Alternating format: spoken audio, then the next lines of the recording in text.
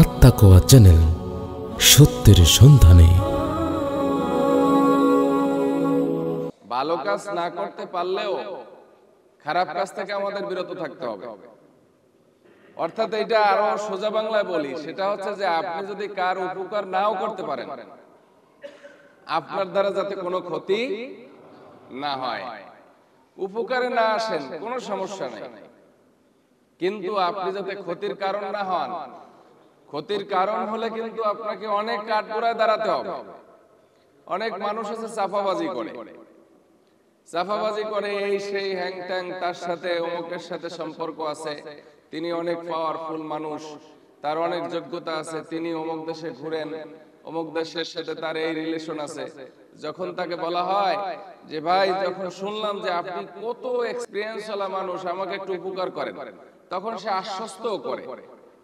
আশ্বস্ত করার পরে কাজ কামে গিয়ে দেখা যায় যে সে পারে না, কিছুই, জিরো। তাহলে এই লোকটা হচ্ছে হত্যাকারী একজন আসামির সমান। হত্যাকারী একজন আসামি যে অপরাধ করলো, মানুষকে প্রলোভন দেখিয়ে, আশ্বাস দিয়ে সে কাজটা সম্পাদন না করতে পারা একজন হত্যাকারীর সমান অপরাধ করলো। কারণ হচ্ছে আল ওয়াক্তু হুয়াল হায়াতু, সময়টা হচ্ছে হায়াত। ফালা তাকতুলুহু, সুতরাং তোমরা সময়টাকে হত্যা করো না। সময় হত্যা করা মানে মানুষ হত্যা করা। সময় হত্যা করা কি করা? মানুষ হত্যা করা। একজন লোক আশ্বস্ত করে একটা মানুষকে মাসের পর মাস ঘুরায়, বছরের পর বছর ঘুরায়। সকালে আসলে কয় বিকালে আসেন, বিকালে আসলে কয় রাতে আসেন, রাতে আসলে কয় আগামীকাল 11টায় আসেন। এখন এই লোকটার অপরাধ কি? এই লোকটার অপরাধী হচ্ছে ইনি হত্যাকারী। সময় হত্যা করা কি করা? সময়ের নাম হচ্ছে মানুষ। আর আমাদের মানুষ এই সময় নিয়ে আজকে তালবাহানা। এজন্য কথা কম, কাজ বেশি। বেহুদা কাজ, বেহুদা কর্ম, এগুলো মুমিনদের বৈশিষ্ট্য হতে পারে না। এবং মুমিনরা চিন্তা করে যে আমার হায়াত থেকে যে সময় চলে যাচ্ছে, মানে হায়াত চলে যাচ্ছে। আপনারা কি ভেবেছেন আবহমান কাল, অনন্তকাল?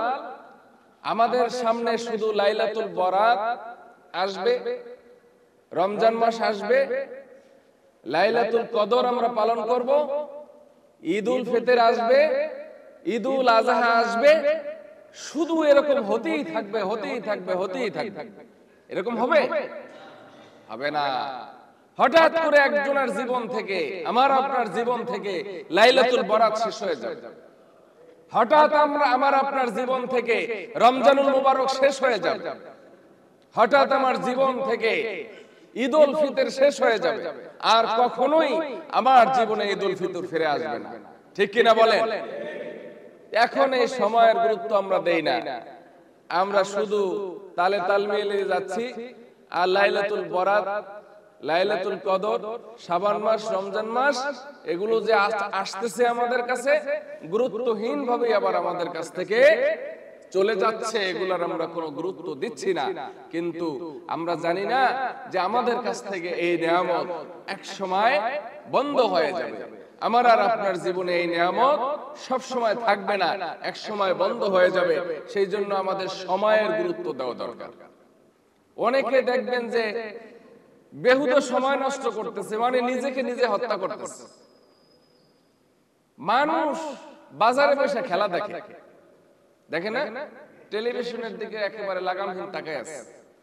এটা কিন্তু শরীয়তে নিষেধ। এইটা দিয়ে কোনো ক্ষতি হচ্ছে না, কিন্তু নিষেধ, জায়েজ নেই। খেলা দেখতেছে, খেলা কি কোনো কাজ? খেলা দেখা কি কোনো কাজ? খেলা দেখতেছে। তারপর বিল্ডিং নির্মাণ হচ্ছে, মসজিদ নির্মাণ হচ্ছে, কাজ নাই, করবে কি? দূর থেকে তাকাই তাকাই দেখতেছে, ভালো লাগতেছে। বুলডোজার দিয়া মাটি খনন করতেছে, দাঁড়াই দাঁড়াই দেখতেছে। এগুলো কিন্তু জায়েজ নেই। অর্থাৎ নিজের জীবনকে এখানে নিঃশেষ করে দেওয়া হচ্ছে, বরফের মতো গলিয়ে দেওয়া হচ্ছে। আমাদের উচিত ছিল যে ধর্মীয় উৎসবগুলো, এই টাইমিং গুলো যখন আসবে তখন আমাদের মধ্যে একটা উৎফুল্ল আনন্দ কাজ করবে। কিন্তু আমরা দেখতেছি যে আনন্দের পরিবর্তে আরো আমরা পিছনে চলে যাচ্ছি। আমাদের মধ্যে নিরসতা এবং আমাদের মধ্যে আনন্দহীন একটা বিষয় কাজ করতেছে, ঠিক কিনা বলে? এখন আমরা এটাকে রিটার্ন করার জন্য চেষ্টা করতে হবে। আমাদের আনন্দ পেতে হবে ইবাদত বন্দেগীর মধ্যে, আমাদের আনন্দ পেতে হবে গুরুত্বপূর্ণ যে সময়গুলো আছে সেই সময়গুলোর মধ্যে। তাহলে আমরা আশা করতে পারি আল্লাহ পাক রব্বুল আলামিন আমাদেরকে সফল কাম ব্যক্তিদের মধ্যে অন্তর্ভুক্ত করবেন। সফল কাম ব্যক্তি কারা? যারা বেহুদা কাজে নিজেদেরকে জড়িত করে না। কে বলেছেন? আল্লাহ পাক রব্বুল আলামিন বলছেন যে মুমিনরা কখনো বেহুদা কাজ করে না। এটা মুমিনদের এক নম্বর বৈশিষ্ট্য। এক নম্বর বৈশিষ্ট্য কি? মুমিনরা কোনো বেহুদা কাজ করে না। এই জন্য যারা দুনিয়াতে যত মনীষী আসছে, এই মনীষীরা যে একেবারে 200 বছর বেঁচে ছিল এই কারণে তারা মহামনীষী হয়েছে, বিষয়টা কিন্তু এমন না। আমাদের যে ইমাম আছে, 4 ইমাম, প্রসিদ্ধ যে 4 জন ইমাম, ইমাম আরো আছে, এই প্রসিদ্ধ 4 ইমামের মধ্যে এমন বয়স আছে যে একজনের বয়স পেয়েছে 44 বছর, একজন 39 বছর। এই সময়ের মধ্যে তারা এতটা ফেমাস হয়েছে, এতটা অবদান রেখেছে যে বিশ্ববাসী কিয়ামতের দিন পর্যন্ত তাদেরকে স্মরণে রাখবে। সুবহানাল্লাহ। এটা কি কারণে হয়েছে বলেন তো? সময়ের সঠিক মূল্যায়ন করার কারণে হয়েছে। আর আমাদের লোকজন সময়ের মূল্যায়ন বুঝাতে বুঝাতে তার 30 বছর চলে যায়। কারণ বাপটা তাকে আশকারা দিতে দিতে বড় করে। কারণ ছেলের যত জকি ঝামেলা সব বাপে কাদের ভিতরে নিয়ে নেয়, যার কারণে ছেলের লাইফের একটা সিংহভাগ চলে যায়, অথচ সে বাস্তবতা কিছুই বুঝতে পারে না। মানুষ হিসাবে অন্য ধর্মের লোক আছে, বিধর্মী আছে, তাদের মধ্যে যারা সময়কে কাজে লাগিয়েছে তারাও সাকসেস হয়েছে। একজন মুশরিক আখিরাতে সফল হবে, একজন বিধর্মী মুসলমান ছাড়া অন্য যে কোনো ধর্মের লোক হোক, তারা কি আখিরাতে সাকসেস হবে? আখিরাতে সাকসেস হবে না। তাহলে দুনিয়াতে কিন্তু তাদের সাকসেস আছে। এই সময়ের সদ্ব্যবহার যদি আমরা করি, আমরাও দুনিয়ার মধ্যে সফল হব। আর না হলে আসলাম আর গেলাম। দুনিয়াতে একটা অবদান রেখে যেতে হবে। এই অবদান যদি রাখতে হয় তাহলে সিদ্ধান্ত নিতে হবে। সিদ্ধান্ত যদি নিতে হয় তাহলে সময়ের মূল্যায়ন করতে হবে। সময়ের মূল্যায়ন ছাড়া পৃথিবীর শুরু থেকে আজ পর্যন্ত একটি মানুষও সফল কাম হতে পারে না। আর সময়ের মূল্য তারাই করতে জানে যারা ধার্মিক। যারা ধার্মিক না তারা সময়ের মূল্য কখনো করতে পারবে না। আচ্ছা, আপনারা বলেন, ফজরের নামাজ যদি কেউ জোহরের সময় আদায় করে, ফজরের নামাজ আদায় হবে? আওয়াজটা যে আসতে বললেন, আদায় হবে? জোহরের নামাজ যদি কেউ আসরে আদায় করে, হবে? ওই মুসলমানের সচেতন থাকতে হবে, সুবহ সাদেকের সাথে সাথে তার ঘুম ভাঙতে হবে, ঠিক কিনা বলেন? তাহলে এইটার নাম হচ্ছে সময় সচেতন মানুষ। এখন এই সময় সচেতন ইসলাম ছাড়া বিজ্ঞানসম্মত আর কোন ধর্ম আছে কিনা আমার জানা নাই। এরকম টাইম টু টাইম, এবং ইসলাম ধর্মটা সম্পূর্ণ সময়ের সাথে সম্পৃক্ত। আপনি বলেন হজ এইটা একটা নির্দিষ্ট মাসের সাথে সম্পৃক্ত কিনা? তারপরে আরাফাতের ময়দানে উপস্থিত হওয়া এইটা একটা নির্দিষ্ট দিনের সাথে সম্পৃক্ত কিনা? রমজানের রোজা এটা নির্দিষ্ট একটা মাসের সাথে সম্পৃক্ত কিনা? নেসফে শাবানের ফজিলত এটা একটা নির্দিষ্ট দিনের সাথে, রাতের সাথে সম্পৃক্ত কিনা? সম্পৃক্ত কিনা বলেন?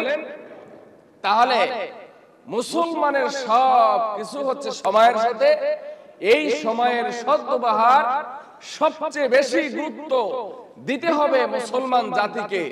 মুসলমান জাতিরা যদি দেয় তাহলে দুনিয়াতেও সফল হবে, আখিরাতেও সফল হবে। দুনিয়াতে যদি সে পরিশ্রমী হতে পারে, দায়িত্ব নিয়ে বলতেছি, অন্য কারো কাছে হাত পাততে হবে না। আপনার যোগ্যতাটাকে যদি আপনি কাজে লাগাতে পারেন, তাহলে অন্য কারো কাছে ধর্ণা ধরা লাগবে না, ঋণ করা লাগবে না, ধার করে আপনার চলতে হবে না। আপনি নিজে পরিশ্রমী হন, আপনার কোন রকম অভাব থাকবে না। এটা হচ্ছে পার্থিব। আর আখিরাতের যে ডিপোজিট, সেই ডিপোজিটে কাল হাসরের ময়দানে আপনার নাজাতের জন্য এটা যথেষ্ট পরিমাণ হয়ে যাবে। সুবহানাল্লাহ।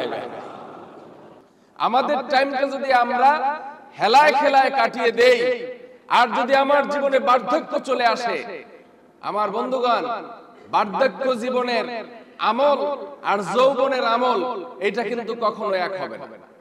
এক হবে? এক হবে না। হাসরের ময়দানে আরশের ছায়া থাকবে। এই ছায়ার ভিতরে একমাত্র ওই যুবকরাই স্থান পাবে যেই সমস্ত যুবকরা যৌবন বয়সে ইবাদত বন্দেগীতে কাটিয়েছে। সুবহানাল্লাহ। অনেকে আছে যে এখন শক্তি সামর্থ্য নাই, আর কি করবে, বাধ্য হয়ে সে মসজিদের দিকে আসে। আর একটা লোক আছে, সে একেবারে কিশোর থেকে যৌবনের পুরোটা সময় ইবাদত বন্দেগীতে কাটিয়ে আসছে। আল্লাহর কাছে এই পুরো হায়াতটাকে যদি আপনি ক্লাসিফিকেশন করেন, তাহলে আপনার আগের সময়টাও বাদ, পরের সময়টাও বাদ, মাঝখানের যে সময়টা, এই সময়টাকে বলা হয় যৌবনকাল। এই যৌবনকালের টাইমটা আল্লাহ রাব্বুল আলামিনের কাছে সবচেয়ে পছন্দনীয় টাইম। সুবহানাল্লাহ। আসুন আমার বন্ধুগণ, আমরা সময়গুলোকে কাজে লাগাই। সময়গুলোকে যদি আমরা কাজে লাগাতে পারি, তাহলে আল্লাহ পাক রব্বুল আলামিন আমাদেরকে ওই সাকসেস ম্যানদের মধ্যে অন্তর্ভুক্ত করে দিবেন।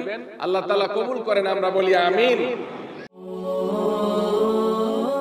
আত্মাকোয়া চ্যানেল, সত্যের সন্ধানে।